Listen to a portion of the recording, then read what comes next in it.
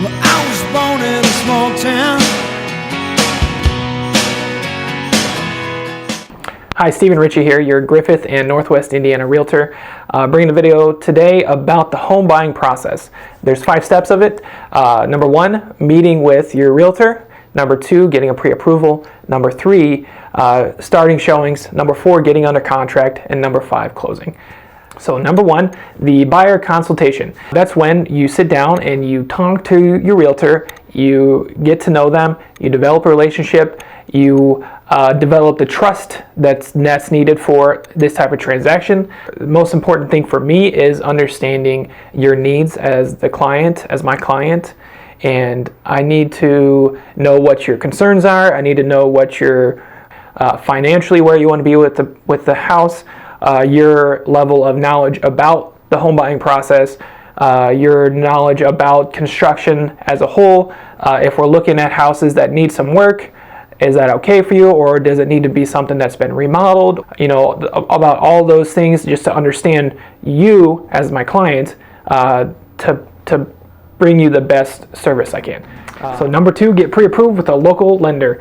I have several lenders that I work with that are really good about customer service, communication.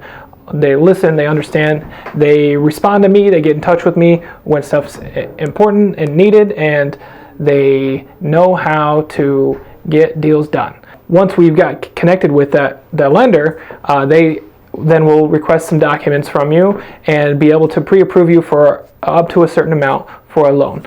In order to actually submit a legitimate offer to a seller, we have to prove that we have the ability to follow through with the purchase.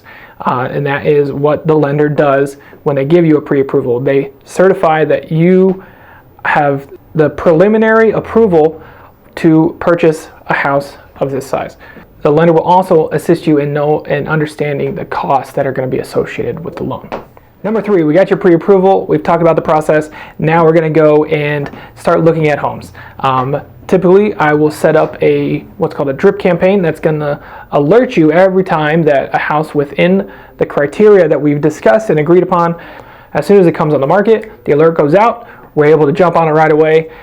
Typically, it's a little bit of a partnership when it comes to finding homes. So I typically will go once a week, Thursday or Friday, and go through my list of clients and kind of just see if there's anything that's meeting your criteria that had just come on the market for that weekend, to potentially reach out to you and go see it. Other times you might see a house that's on Zillow. Maybe it was included in my email, maybe it wasn't, but the way you found it was through Zillow. Screenshot that, send it to me. We'll go look at it as soon as we can. Even if it's a for sale by owner, I can still work with those types of situations as well. But it's a partnership, so it's both me looking for houses and you looking. As we're doing showings, we're gonna narrow down the requirements that you have for the house. So how many bedrooms do we need? If it has this extra space, can we eliminate one of the bedrooms? Does it really need to have the attached bathroom to the master? Or if you have 2 full bathrooms that maybe isn't attached, does that still work for your situation? All right, we found the house we want to buy. We're going to put our offer in. So we talk about, there's several different aspects in the offer. We have inspections, whether we're going to do as is, or if we're going to request repairs from the seller, or if we're going to waive inspection completely. And we also are going to have financing contingencies, appraisal contingencies, time frame for closing, all that we need to talk about to put in the offer. Once we have all that figured out, I'll write the offer up, and we can either sign it here at the office or I can send it to you via email. I'm going to be in contact with the agent throughout the weekend and potentially might come up with an additional thing we want to add to the offer. And it can be really helpful in solidifying your position as the winning bid.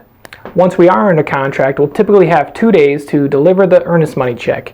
After that, we'll start scheduling the inspection. After that, it's going to go to the lender and they're going to start processing. They're going to get the appraisal done, and that's the contingency that has to come back good. And once that comes back good and we get clear to close, then we're going to move on to closing. Once we have clear to close, then we will schedule closing. We'll go over the documents. and verify all the financial things are in order. The lender will have to sign off on it. They get a check for taxes. They get a check for make sure that the fees are on there properly, make sure that the seller credits are on there properly, make sure that the agent commissions are on there properly. So once those are all done, they'll get a final number that it will be the cash to close amount for you.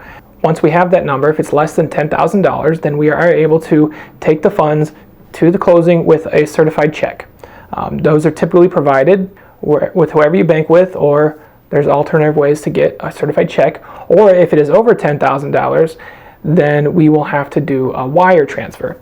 And typically your bank will know how to process that, and the title company will be the one that provides the wiring instructions. You as the buyer will typically call the title company directly so that there is no miscommunication as to where the funds need to be wired. Wire fraud is a thing that happens, and we want to prevent that, and the way to prevent it is to make sure that you're talking directly to the title company to get the correct information.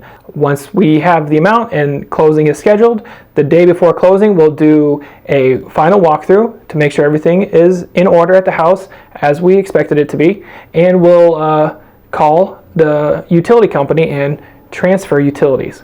So the utilities need to be transferred into your name as of the day after closing. Here we're at closing. You're going to sign a bunch of paperwork. You're going to bring your photo ID. Once the funding has been sent by the bank and they funded the loan, the seller signed all their docs, you've signed your docs, then it's time to celebrate. Hey, I hope you enjoyed the video. Give it a like, thumbs up, I guess. Share it with your friends. If you know somebody interested in buying or selling, definitely I'm here to help. I'm in Northwest Indiana. My website is regionresidential.com.